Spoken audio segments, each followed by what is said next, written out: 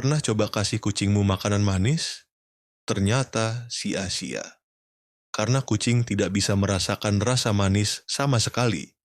Peneliti menemukan lidah kucing tidak punya reseptor khusus untuk mendeteksi manis, jadi permen, coklat, atau kue yang buat kita lezat, bagi kucing terasa hambar. Itulah kenapa mereka lebih tertarik pada daging dan protein, karena dari awal insting mereka memang predator sejati.